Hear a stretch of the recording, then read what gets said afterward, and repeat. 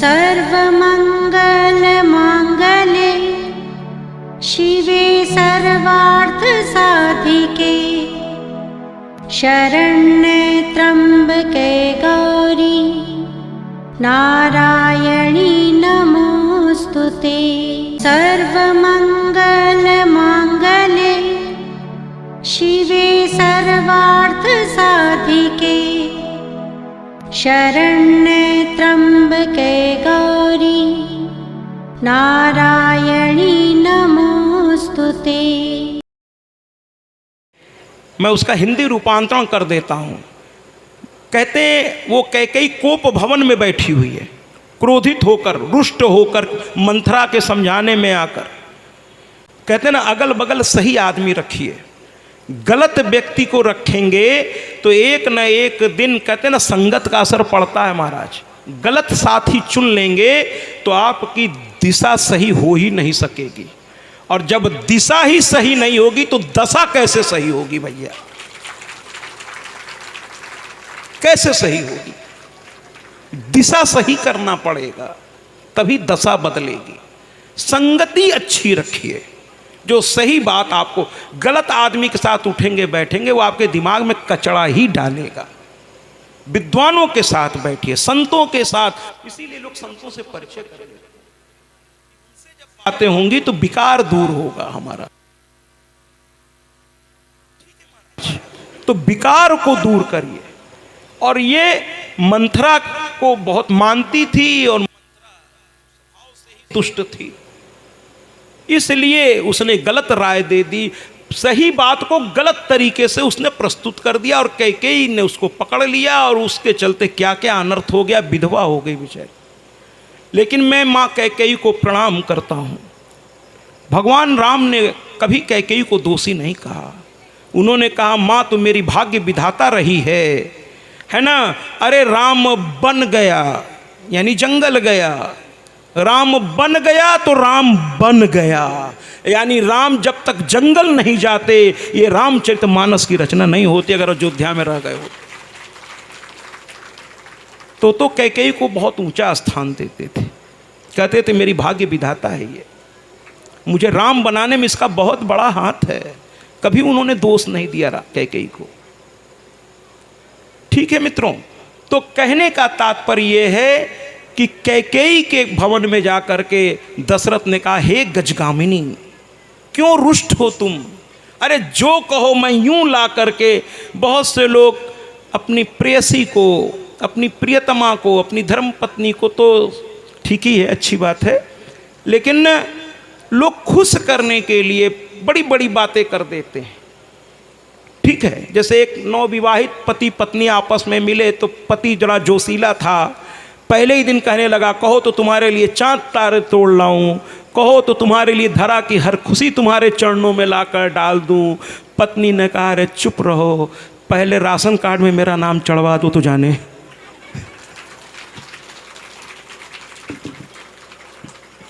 सरकारी तंत्र है, समय लगता है हर चीज में। तो कहने का तात्पर्य यह है कि वापस हम कथा की ओर चलते हैं। मैं हमेशा एक बात कहना चाहता हूं कि चरित्र को पकड़ के रखिए महाराज, चरित्र को पकड़ के रखिए। मैं बार बार कहूंगा, if character is loss then everything is lost. जी, चरित्र चला गया तो सब चला जाएगा। चरित्र को बचा के रखिए। तो ये कथा समाधि वैश्य की माँ ने, कृष्ण भगवान की मैं बात कर रहा था, तो उन्होंने कहा, मैं सुख भी नहीं देता, मैं दुख भी नहीं देता, मैं करता हूँ ही नहीं, मैं तो दृष्टा हूँ। तो फिर अर्जुन ने पैर पकड़ लिया, कहा, महाराज आज आप बड़ी गोल गोल बातें कर रहे हैं, पल्ले नहीं पड़ रहा है। फिर आपकी पूजा हम लोग क्यों करें, या किसी देवी देवता की पूजा फिर क्यों करें? तो कृष्ण ने कहा, अगर आप अपने इष्ट को प्रसन्न करेंगे तो जानते हैं वो एक ही चीज आपको देगा। तो कहे, अच्छा अगर आप प्रसन्न होंगे तो क्या देंगे, या कोई भगवान पूजा पाठ से प्रसन्न होगा तो क्या देगा? तो गीता में लिखा है, ददामि बुद्धिम, मैं धन नहीं देता, प्रसन्न होने पर सामने वाले को बुद्धि दे देता हूँ, विवेक दे देता हूँ, ज्ञान दे देता हूँ, सही और गलत की पहचान दे देता हूँ। और जिस दिन ये हो उसके अंदर आ गया, बाकी सब तो वो अपने बल पर कमा लेगा, अपने बल पर कमा लेगा। ददामि बुद्धिम, मैं बुद्धि प्रदान करता हूँ। तो ईश्वर से धन मत मांगिए, ईश्वर से ये कहिए कि हे ईश्वर हमेशा मेरे साथ रहना, और अगर कहीं मैं गलत करूं तो मेरे कान पकड़ के मुझे याद दिला देना, मैं ऐसे कोई काम न करूं, ऐसा कोई काम न करूं कि तुझसे मुझे दूर होने की नौबत आए। ये ईश्वर से कह दीजिएगा। तालियों से इस बात का स्वागत करिए।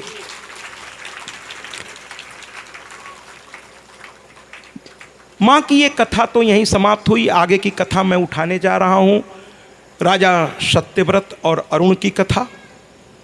लेकिन जब जब मैं इस माँ की चर्चा करते करते इनके चरणों में डूबने लगता हूँ तो मुझे मेरी माँ याद आ जाती है, जिसने मुझे जन्म दिया है। अब इस संसार में वो नहीं है, इस संसार में वो नहीं है।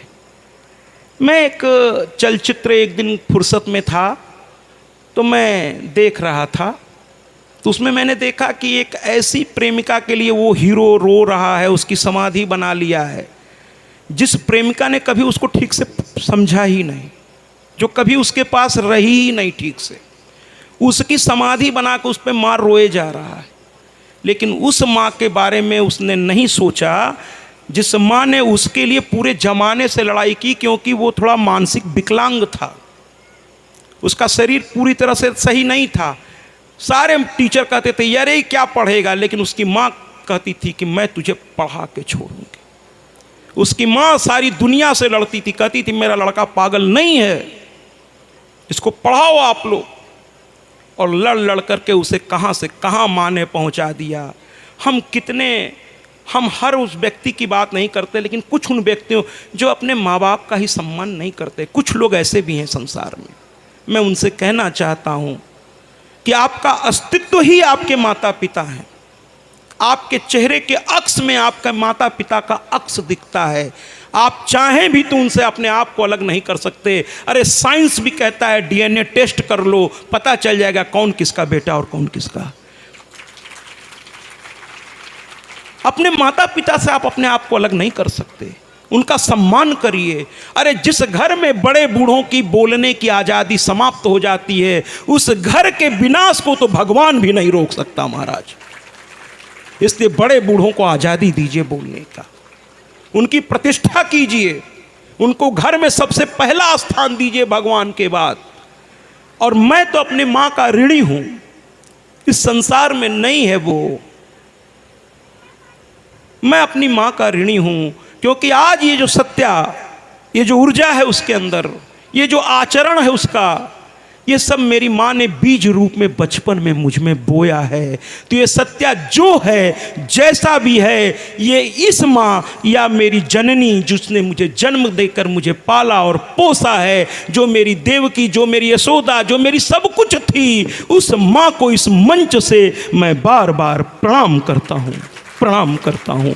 मैं उसका ऋणी हूँ उसका। और उसके लिए एक गीत, डॉक्टर साहब दिखाई नहीं दे रहे हैं, डॉक्टर साहब को ये गीत बड़ा पसंद है, वरना मैं दूसरी गीत बजवाता था माँ के लिए, लेकिन डॉक्टर साहब को ये गीत बड़ा पसंद लगा मुझे। और यहाँ मैं देख रहा हूँ कई लोगों के ये कॉलर ट्यून बन गया है, और ये भी माँ के बारे में बड़ा अच्छा कहता है।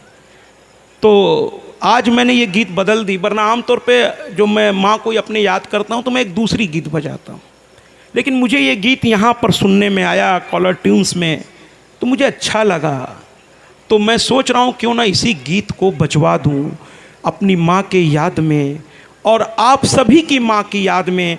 और खुशनसीब हैं वो लोग जिनके माँ बाप उनके साथ हैं, और जिनके नहीं हैं वो समझ पा रहे होंगे कि माँ बाप वास्तव में जब थे तो फिर क्या बात थी।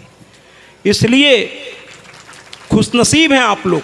और जो लोग कमा रहे हैं, खा रहे हैं, और उनके माँ बाप उनके साथ रह रहे हैं, तो कोई आपसे पूछे कि आपके माँ बाप आपके साथ रहते हैं क्या, तो आप कह दीजिए नहीं भैया, मेरे माँ बाप मेरे साथ नहीं रहते, बल्कि मैं अपने माँ बाप के साथ रहता हूँ। मेरी हस्ती क्या है कि मैं अपने माँ बाप को अपने साथ रखूँगा। मैं उनके साथ रहता हूँ, वो मेरे साथ नहीं रहते, मैं उनके साथ रहता हूँ। वो मेरे लिए आदरणीय हैं, पूजनीय हैं। उनको मैं क्या रखूँगा, उनके चरणों के पास रहकर मैं तो खुद जी कर कितना बड़ा हुआ हूँ। और यहाँ का ही गीत ये आपका सुना हुआ है, लेकिन चलिए मुझे अच्छा लगा इसलिए कुछ बजवा देते हैं प्लीज़। अमृत के धार केहू के दिनों पियाई गो माई बिना जुड़ाई भाई गो माई बिना। कोई कितना भी खिला दे जीवन के सारी खुशी, लेकिन माँ थाली में अगर हाथ भी झाड़ दी तो बच्चा तृप्त हो जाता है, तृप्त हो जाता है।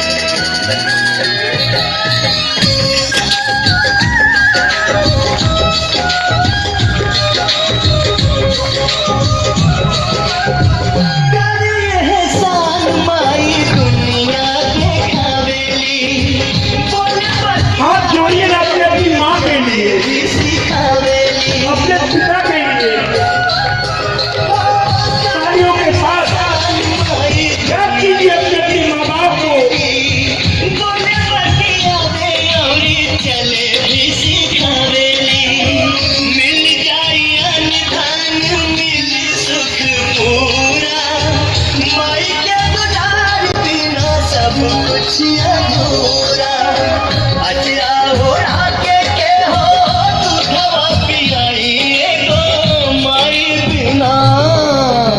कैसे करे जावा जुड़ाई भाई गो माई बिना, कैसे करे जावा जुड़ाई भाई गो माई बिना।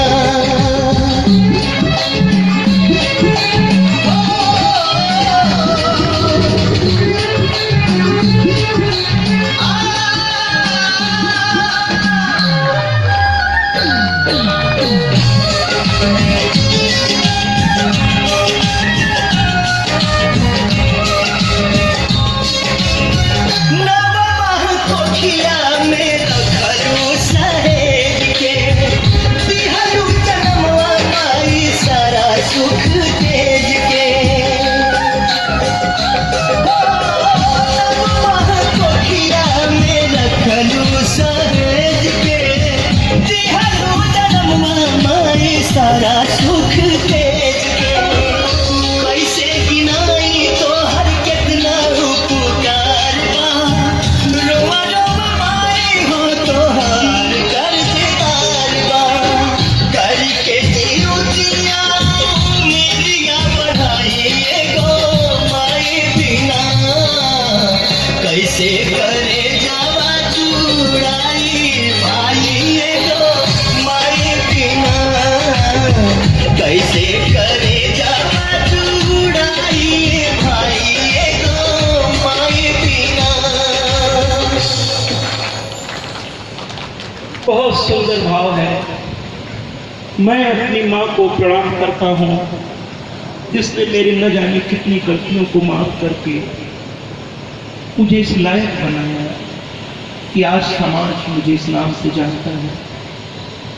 मैं अपनी माँ का ऋणी हूँ, अपने पिता का ऋणी हूँ। मैं जीवन भर उनके ऋण को उतार नहीं सकता। मैं सिर्फ उन्हें कर सकता हूँ। आज उन्हीं के आशीर्वाद से मैं मंचों पर बैठता हूँ। ये उन्हीं की कृपा है। बचपन में जो उन्होंने आचरण का बीज मेरे अंदर डाला, आज वही पल्लवित पुष्पित होकर इस रूप में है। तो ये जो कुछ भी मेरे सामने है या जो कुछ भी मेरे पास है, ये मेरे माँ बाप का आशीर्वाद है। मैं उनको प्रणाम करता हूँ, प्रणाम करता हूँ, प्रणाम करता हूँ। आइए कथा में दोबारा चलते हैं, कथा में दोबारा चलते हैं। एक था राजा अरुण, अयोध्या नरेश। उसका एक लड़का हुआ अब धीरे धीरे हरिश्चंद्र की कथा की ओर हम बढ़ रहे हैं। मेरी माँ की कथा बहुत प्यारी है, हर दिन एक अलग आनंद लेके आएगी। मैंने पहले ही दिन कहा था कि ये सामान्य कथा नहीं है, ये देवी भागवत है, इससे बहुत तृप्ति मिलती है। तो कहने का तात्पर्य है कि त्रिशंकु की कथा थोड़ा ध्यान से सुनिएगा आज, कि जब आदमी मनमानी करता है तो उसके साथ क्या हो सकता है। अरुण का लड़का था सत्यव्रत, नाम तो बड़ा अच्छा था सत्यव्रत। माँ बाप नाम तो बहुत अच्छा रखते हैं बच्चों का, यही सोच के रखते हैं कि ये सही दिशा में आगे जाएगा। लेकिन बच्चे कभी कभी अपनी मूर्खताओं से अपने नाम का अपमान कर बैठते और माँ बाप को दुखी कर देते। सत्यव्रत उसके पिता ने नाम रखा, लेकिन ये बड़ा मनमानी करता था। इसको लगता था मैं राजा का लड़का हूं, मैं जो चाहूं कर सकता हूं। एक दिन एक लड़की का विवाह हो रहा था और ये गया और उसको जबरदस्ती उठा लिया कि ये बहुत सुंदर है, ये मैं इसको अपने पास रखूंगा। उठा लिया भरे मंडप से। कोई कुछ नहीं कर पाया राजा का लड़का। लेकिन उस जमाने के राजा अलग तरह के होते थे महाराज, वो राजा बड़े अलग तरह के होते थे। उन्होंने घंटा लगा रखा था कि कोई भी व्यक्ति सीधे जाकर शिकायत कर सकता है। आजकल तो इतना प्रोटोकॉल कर दिया गया है कि सही आदमी तक पहुंचना ही मुश्किल हो जाता है। उस जमाने में ऐसा नहीं था। उस लड़की का पिता गया और जाकर घंटे को जोर जोर से बजाने लगा, टन टन टन। महाराज विश्राम कर रहे थे, दौड़ते हुए आए, बोलो क्या है। तुरंत राज्यसभा बुलाई गई, तुरंत इमरजेंसी। आजकल ऐसा होता है क्या?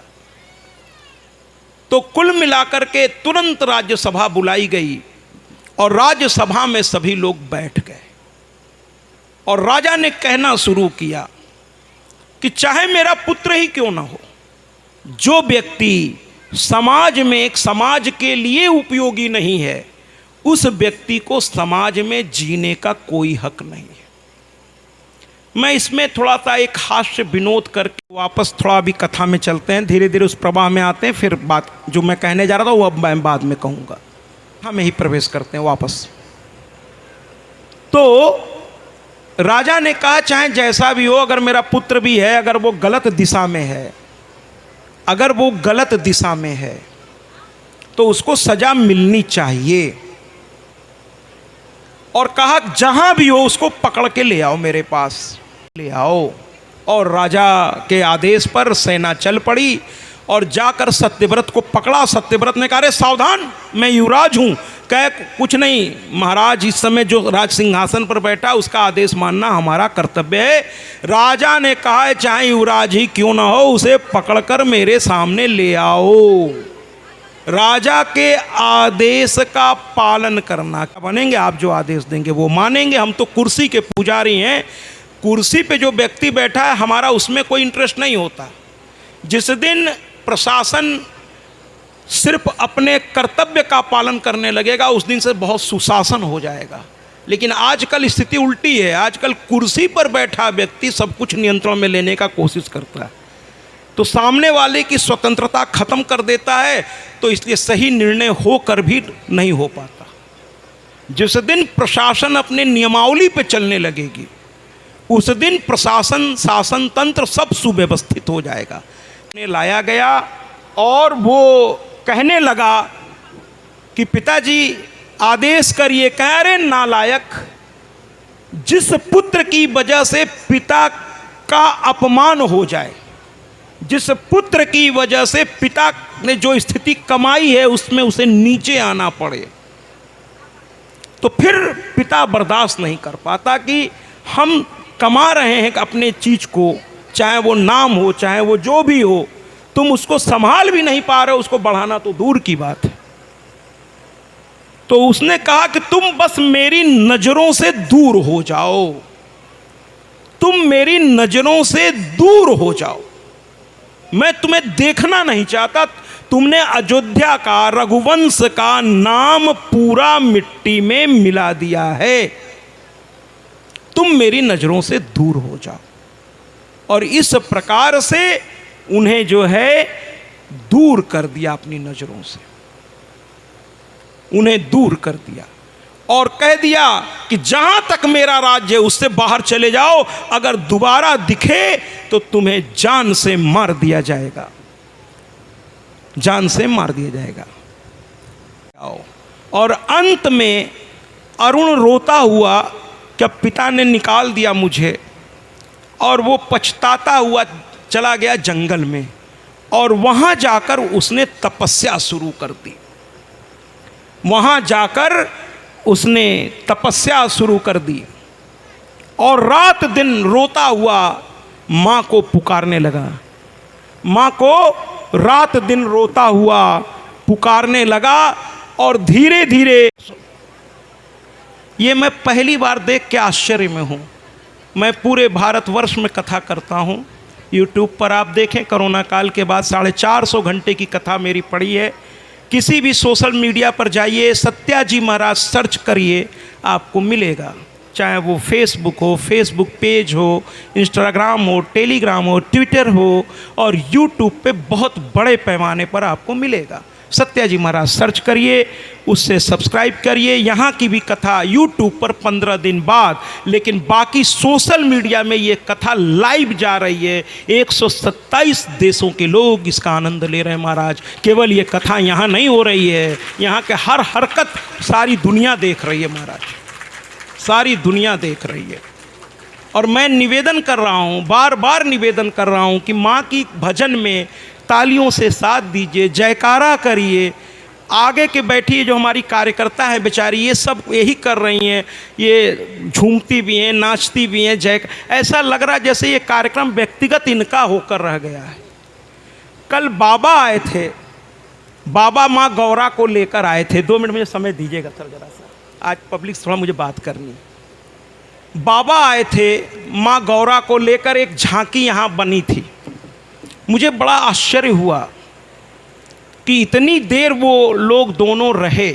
मैं कई कथाओं में गया हूँ और जानते हैं, थोड़ा मैं हर बात हास्य विनोद में ही करता हूँ। आदरणीय मेरे पास आज सुबह आए थे अपनी धर्मपत्नी के साथ, तो कहे महाराज जी आपकी एक क्वालिटी मैंने देखी, बहुत कम शब्दों में बहुत बड़ी बातें आप कह जाते, बहुत कम शब्दों का इस्तेमाल करते। तो मैं तो हास्य विनोद में ही कहूँगा कि कल बाबा जब यहाँ से जाने लगे अपनी धर्मपत्नी के साथ, गौरा के साथ, तो मेरे कान में उन्होंने कुछ कहा है, मैं आपको बता देता हूँ, बाकी आपकी मर्जी।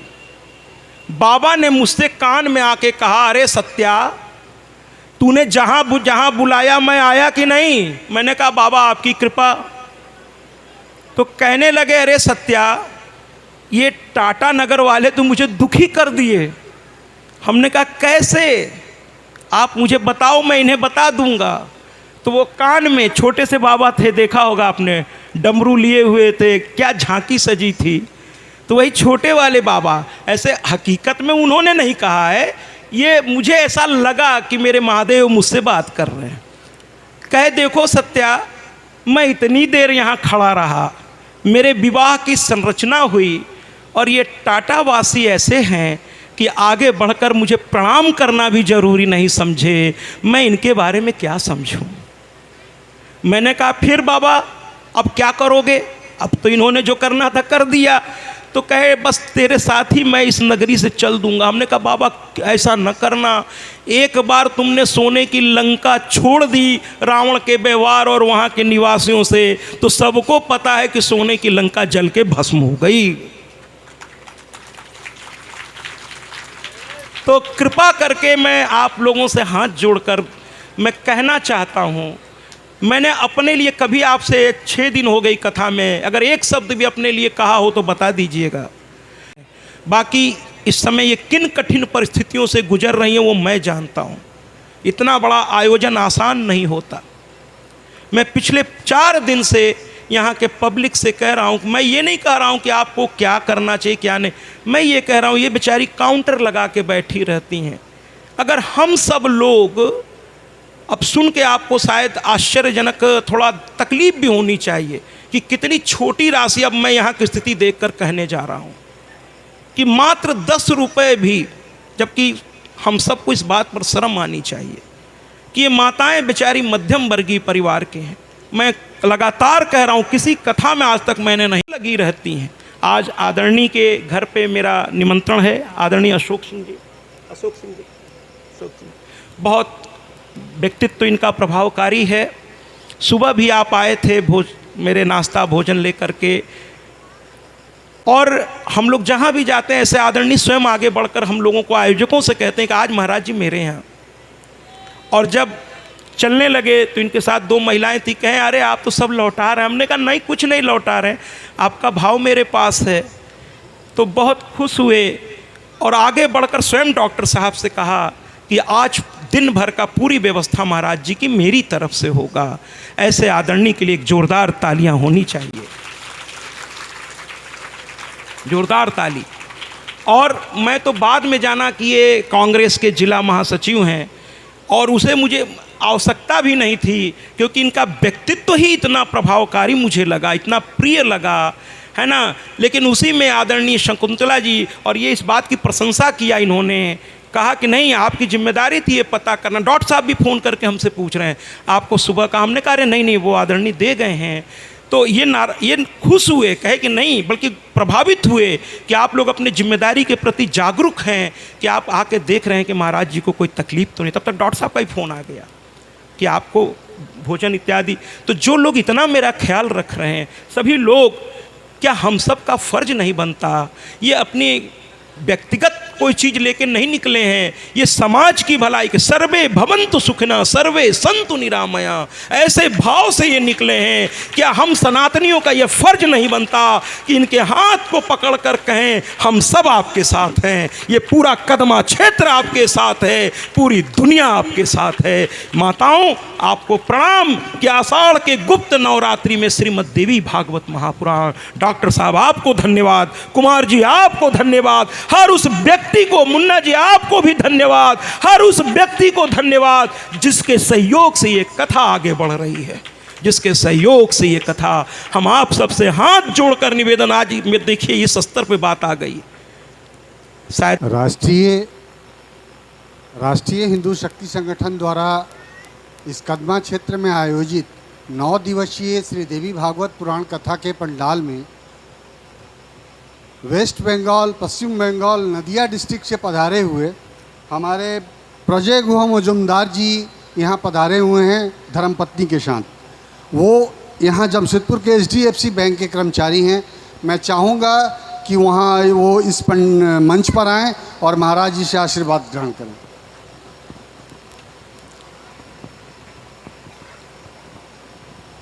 कदमा मंडल की हम लोगों की समिति की महासचिव शकुंतला जी से आग्रह है कि वो यहाँ आकर इनकी पत्नी को सम्मानित करें।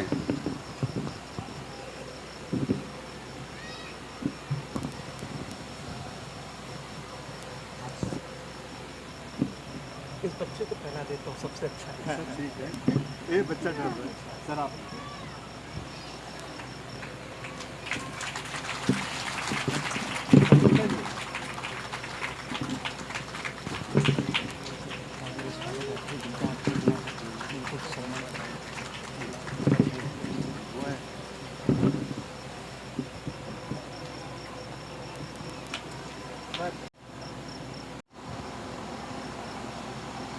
शीला रानी हेम्ब्रम हमारी संयोजक, मैं उनसे विनती करूंगा कि वो स्टेज पे आएं और अशोक कुमार क्रांतिकारी जी का सम्मान करें।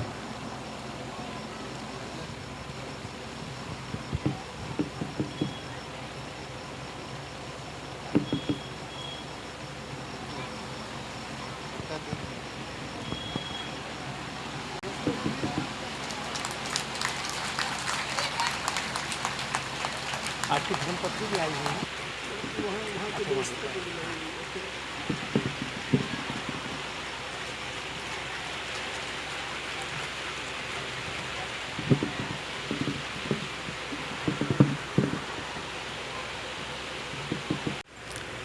कि अरुण सत्यव्रत जो है वो तपस्या में लीन हो गया था और माँ ने उसे आशीर्वाद दिया।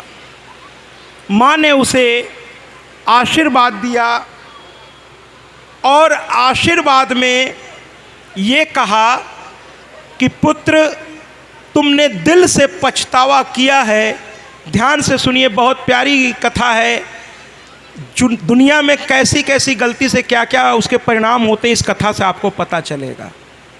तो कहने लगी माँ कि पुत्र, तुमने बहुत सारी गलतियाँ की हैं, तुम्हारे पिता के द्वारा तुम्हें ये सज़ा मिली है जो उचित थी, लेकिन तुमने पछतावा किया, और गलती जब पछतावा में बदल जाए तो पढ़ा लिखा व्यक्ति कोई भी हो, अगर आपने उससे सॉरी बोल दिया तो वो आपकी बड़ी सी बड़ी गलती को भी माफ़ कर देता है।